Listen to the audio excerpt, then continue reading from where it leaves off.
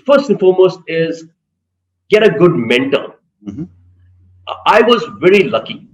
I had really some excellent managers, some who turned on to become my mentors. Mm-hmm. And when you go to get a mentor, uh, uh, you have to be honest when you go to a mentor, and the mentor has to be honest to you. So you've got to be really lucky to find a good mentor.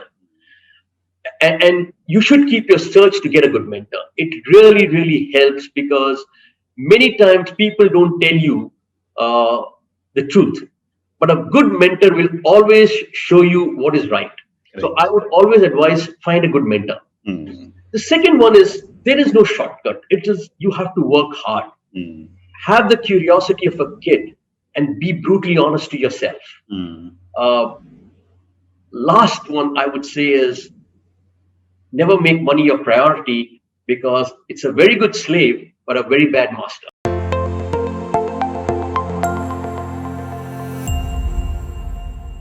Welcome to another episode of The Brand Called You, a podcast and podcast show that brings you leadership lessons, knowledge, experience, and wisdom from hundreds of successful individuals from around the world.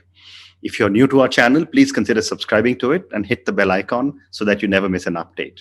I am your host, Ashutosh Garg, and today I'm privileged to have a very, very senior corporate professional from India, Bobby Joseph. Bobby, welcome to the show. Thank you so much. Bobby is the country general manager of Lixil India. He is the former country manager of Plantronics. He's also spent time with Nokia, Walt Disney, Wipro, and Berger Paints, and he's been widely recognized and awarded. So, Bobby, let's talk about Lixil India first. Tell me about this business. So Lixil is a $17 billion corporation, Mm-hmm. leading manufacturer in housing products and building materials. We are pioneering in water and housing products that really solve everyday problems and real life challenges. Mm-hmm. Our own industry, in our industry, we have leading brands like Groha, American Standard, Inax, and Tostem. What you would have heard in India is largely Groha as well as American Standard. Tostem is our Windows business. Okay. We operate across 150 countries and have over about 70,000 employees globally. Mm. As regards to India, we are part of the Lixil water technology, Okay. and we deal with water-related products, which Mhm. go largely into bathrooms and kitchens. Okay. Currently, we have two brands here, which is Groha and American Standard, Mm-hmm. and we are present in over 1,500 stores across 100 towns and cities. Mm. Fantastic. I didn't know that Grohe was pronounced Groha. I used to always call it Grohe. Grohe. So thank you for correcting that. But, tell me what goes into building a strong brand in like Groha in the construction world and in the minds of consumers. So first and foremost, I think the product quality. And over the years, our products, which come with a 10-year warranty, Mhm. we have a less than 0.5% return. Wow. In a country like India, it is very, very challenging because of the challenges we have with regard to water. Mhm. As you would have seen in your toilets, today we have a lot of hard water coming into our homes, which gets a white sedimentation that sticks to your faucets. That becomes a big challenge for us in the way our products operate. But we've been able to use solutions that ensure that they are more efficient. A good, robust distribution network helps us reach out to customers. In addition to it, the brand of what it has done in Europe and then moved to Asia has helped us quite a bit. Okay. Okay. So the other big challenge also would be low water pressure in India, and our products work. Some of our products work with low water pressure. Very interesting. So, what are some of, you spoke about one water challenge, which is the white sedimentation. But what are some of the other water related challenges we face in our country? I mean, I don't think we can ever drink water from the tap directly. True, that's a challenge. Yeah. That's a big challenge. So, very good question. In fact, I wouldn't state it by order of preference, but the large challenges that we face in India is a hard water, like what I mentioned. Two, low water pressure. Three, toxic lead in faucets. Okay. Uh, Today, we are not conscious of the lead in some of the products we use. Hmm.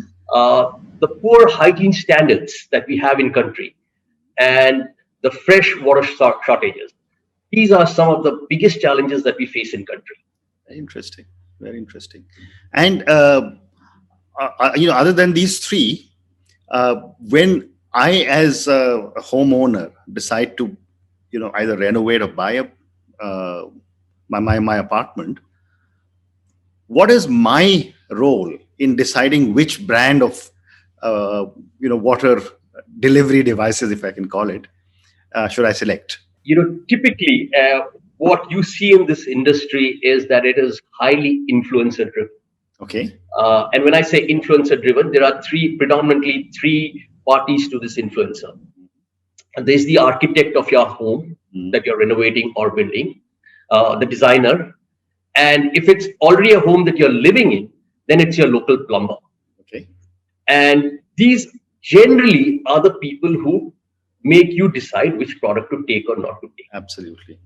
Now, if it's an architect or designer, then they know the product in terms of its features, in terms of its longevity, in terms of its performance, and so they would always recommend a good brand. In terms of low end, it largely would be one of our competitors that addresses that market, which the plumber is very used to. And let me explain why.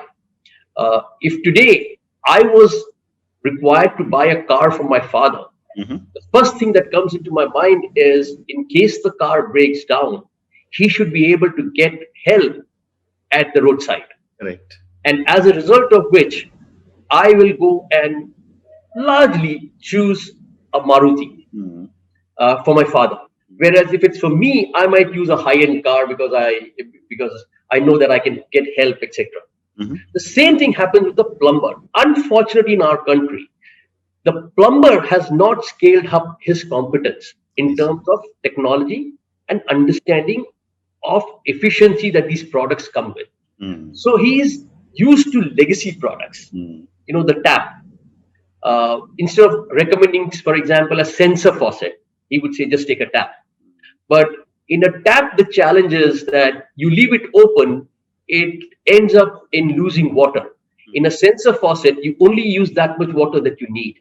I see. I'm just giving you some examples of how people influence, but the influences depend upon your understanding of the product, technology, and performance. Very interesting. And a related question to that, Bobby, will be that, India is a very diverse market, from Mumbai, Delhi, Bangalore to the tier 2 cities and the tier 3 cities. How are you seeing your brands being accepted in the tier 2, tier 3 cities, where there's a lot of money? Trust me, there is a lot of money in tier 2 industry. So Grow Up predominantly uses the dealer network to expand. And we have seen that the key large markets happen to be Delhi, Mumbai, and Bangalore. And that is where we are. And this is just not for us, but this is generally for the industry. Sure. Whereas American Standard, we used a different route, and that was to go through distribution. We realized that our impact in tier 2 and tier 3 markets for American Standard was much higher than in tier 1 markets. And that is, again, being influenced by the influencers, the architects and the designers. Architects, designers have access to technology, have traveled the world, have seen the product, largely European centric. So they end up encouraging customers to use the product, and that gives us success in tier 1 cities. Tier 2 cities, the plumber is more conversant with the products and then helps. But you must also understand, tier 1 cities are today getting influenced by tier 2 cities are getting influenced by tier 1 cities, and you're seeing the growth of Grow Up across tier 2 and tier 3 also, where people want to upscale and are using superior quality products. Very interesting.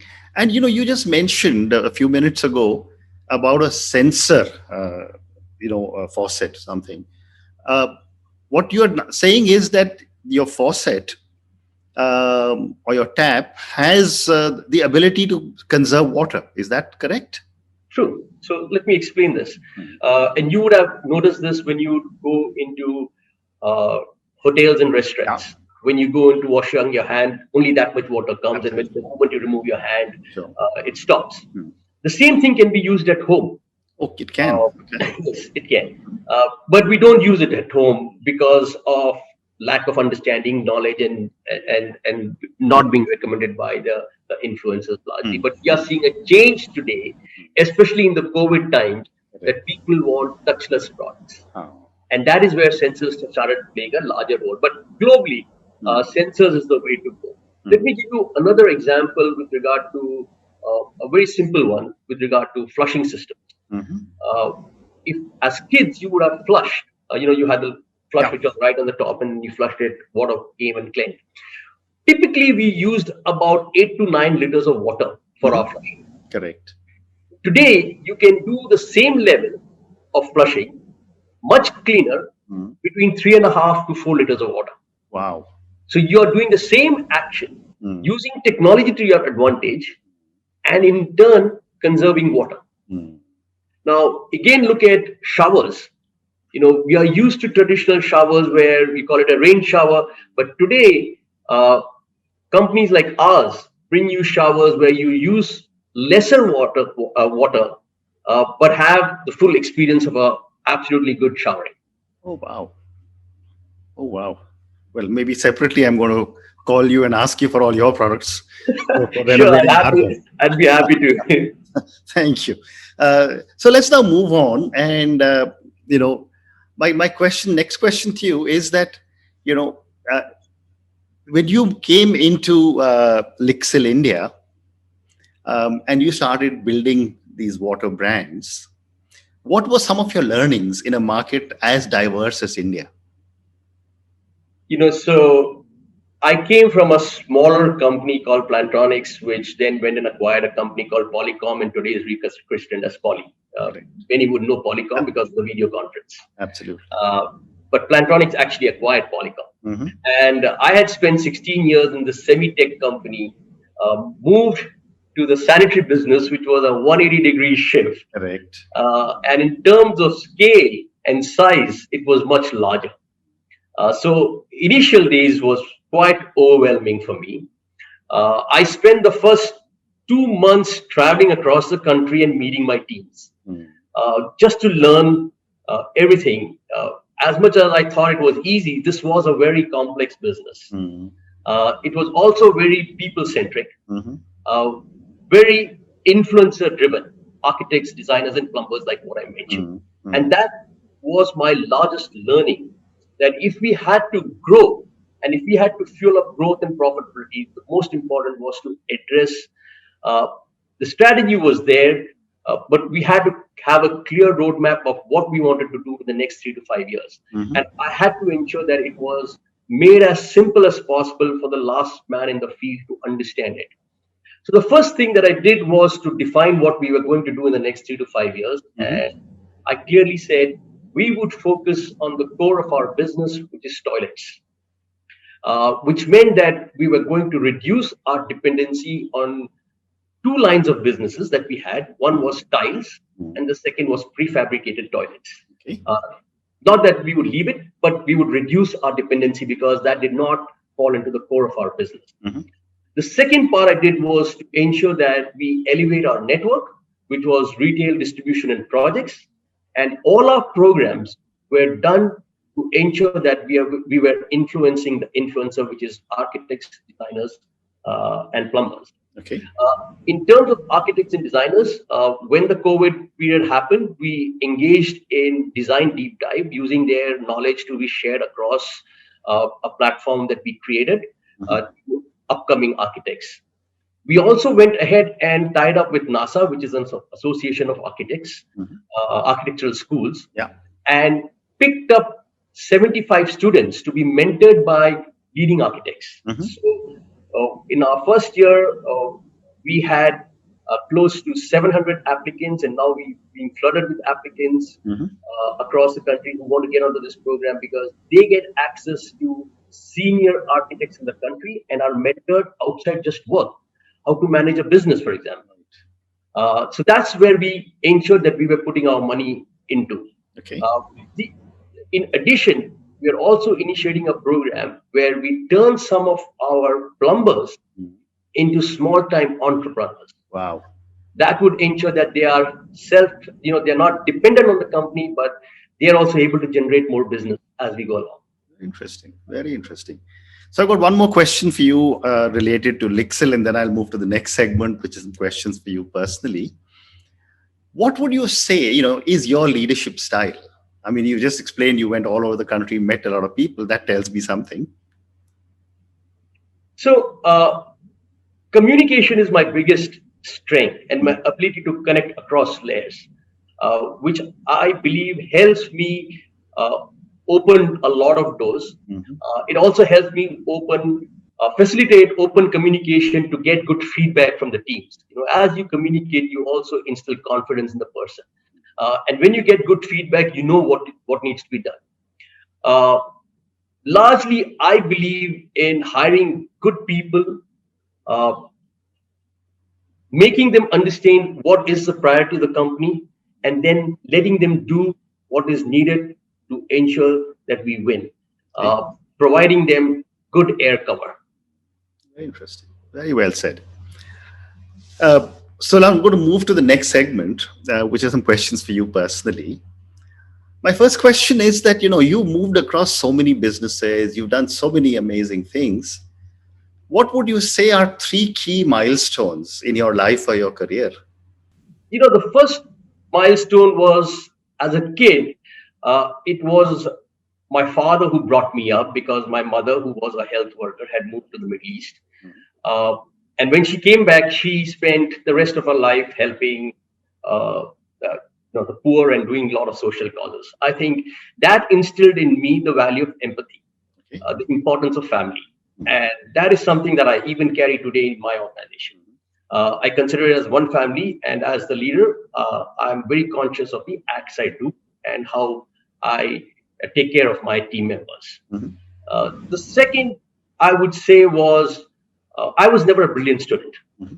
Uh, I started in doing my plus two in science, and then I moved to my graduation in commerce, Mhm.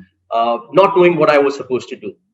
But midway, I read this autobiography of Lee Iacocca, and that was when I decided that I had to pursue management. Mhm. And I was fixed on that one fact that I had to pursue it, and thankfully, I was able to do it from Nashville. Very interesting. The third one was, I one part of my career was with Nokia. 2002, the government had dropped the duties, which meant that the market now opened up for companies like ours. We had moved from number three to number one, and I knew that this was going to be a nice run. Mhm. But in 2002 was when I decided to leave Nokia and joined Plantronics, which was a much smaller company. And I moved from a pure sales role to a more general management role, but it was a risk I was taking because nobody knew the company. And I had to build the company, which I did in India, then went on to build it in Middle East. I did some amount of work in Southeast Asia. And then finally, after 6.5 years, left it. But today, if I'm in front of you, that is what led me to Amazing. make that change. Amazing. Amazing. My next question to you, Bobby, is that you have spoken about several values, but I want to ask you, what are some of the core values you believe in? I was born into a family where my father was an educationist, my mother was a health worker, and they defined my core values. Integrity and honesty, without doubt, are instilled in me. Respect and hard work, respect to everybody who does, irrespective of the kind of work he does. It could be our house help, it could be the CEO of a company, but I think respect and hard work are uh, very much instilled in my DNA. Mhm.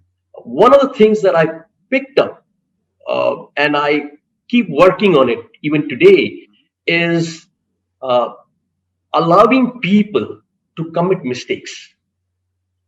Because I believe that if people don't make mistakes, then we will never learn. Sure. We have to ensure that people make mistakes, and we have to give them that level of protection so that they know if it's genuinely done with the intention of doing good and you were not successful doesn't mean that you're bad. Because if we haven't done it, we don't know what has happened. So I try to ensure that I allow people to make mistakes, and that is something that I keep working on myself because Very that's interesting. something. Very interesting. And my follow-up question to that would be that, for someone who has reached right to the very top, from where you stand today, what does success mean to Bobby? Success for me means something that makes me happy Okay. and something that I enjoy doing. Hmm. It could be building the company, making my team successful and seeing them enjoy that success, spending time with my family. All of that makes me happy. When I'm able to teach somebody what I have learned, it makes me happy. It's never about power and wealth. I think personally that has no meaning for me. Mhm. I think when I make people happy and I see them going in making other people happy, that is success to me. Very interesting. Very I interesting. have always said that don't respect me for the chair I sit on, but respect me for who I am, and for what I do. Very nice. Very nice. And my next question to you is, who or what inspires you? There were two personalities that influenced me in the early part of my career. One was John Lennon, singer, Yeah. started the Beatles. And post joining my professional career over the years, I have started respecting Steve Jobs. Okay. Both were mavericks in the true sense. Hmm. But if you really get into their DNA, you'd realize that John Lennon was a fine uh, songwriter Hmm. and used simple words to communicate. Correct. Steve Jobs had the ability to understand the consumer and made products so intuitive that even a kid could work on it. Very well said. What really would inspire me, in addition to that, is children. Ah. Uh, so, just so that you know, Mhm. I am the father of an Mhm. autistic son. Mhm. Uh, I think children uh, are amazing. They have no baggage of the past, Mhm. they have no fear of the future, and Correct. they are able to think so openly that sometimes it amazes me. Mhm. Even though my son is autistic, Mhm. some of the things I learned on my iPad was actually taught by him. Amazing. I agree with you. I agree. Very well said. So, Bobby, I have time for two more questions for you. Sure. My next question to you is on failure. And I have often said this as a parent also, that parents in India or Asia don't teach children it's okay to fail. We are always taught come first, go to the head of the class, and that manifests itself in our behavior patterns. Sure. Which is why you and I live in Gurgaon, and there'll be three cars at a traffic, lanes at a traffic light, but there'll be nine cars. Why? Because my car must be first, right, etc. Yet we fail and learn.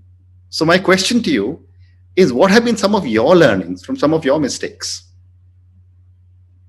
So I, as I said, was a lucky kid. My parents did not put that pressure on me to be number one. I was just an average kid. I said that to you in the past. Uh, and I think I have failed more times than what I have seen success. Correct. And I think if you do not fail, you do not know what success means, and that happiness goes off. Hmm. And I have worked for every little thing that is there, like many others. Uh, but I would say one of the biggest mistakes I did was early on in my career, Mhm.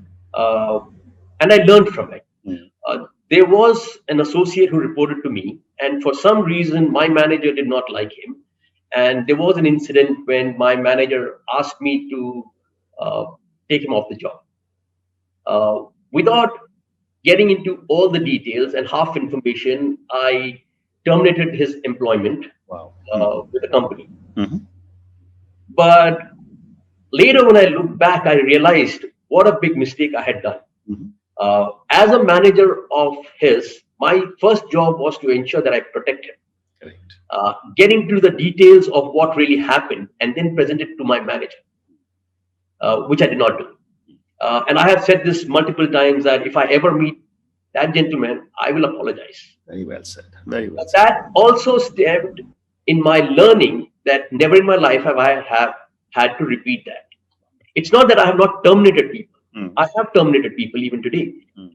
But I always ensure that they have something in hand, because I'm cognizant of the fact that they have kids to send to school, parents to take care of, and bills to pay. Wow. Yeah, Hey, so I don't try and make that mistake. But if it's an issue of integrity, then there's no questions. absolutely. That is goes without saying completely. So, Bobby, my last question to you, and this is for the thousands of young people who will listen to our conversation. You've made it right to the top. What would your advice be to a young individual who's starting off on her or his journey in the corporate world? I'm not sure whether I'm worthy of giving advice, but Absolutely, you are. but all I would say is, you know, first and foremost is get a good mentor. Mhm. I was very lucky. I had really some excellent managers, some who turned on to become my mentors. Mhm. And when you go to get a mentor, you know, you have to be honest when you go to a mentor, and the mentor has to be honest to you. So you've got to be really lucky to find a good mentor. And you should keep your search to get a good mentor. It really, really helps, because many times people don't tell you uh, the truth, but a good mentor will always show you what is right. So Correct. I would always advise find a good mentor. Mm. The second one is there is no shortcut. It is you have to work hard. Mm. Have the curiosity of a kid and be brutally honest to yourself. Mm. Uh, Last one I would say is never make money your priority, because it's a very good slave but a very bad master. Amazing. Amazing. On that note, Bobby, thank you so much. It has been such a pleasure speaking to someone like you.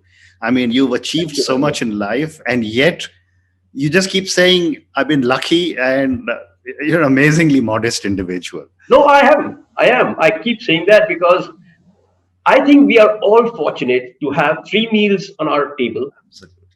You know, today you know what's happening in this world, and I'm absolutely grateful to I God, agree. parents, and all those people who support. I agree with you. But thank you so much for talking to me, Thank and you good very luck. much for having me. Thank you. Thank you.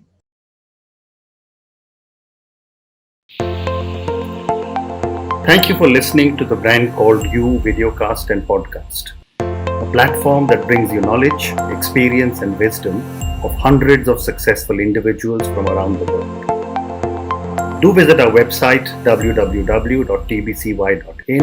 to watch and listen to the stories of many more individuals. You can also follow us on YouTube, Facebook, Instagram, and Twitter. Just search for the Brand Called You.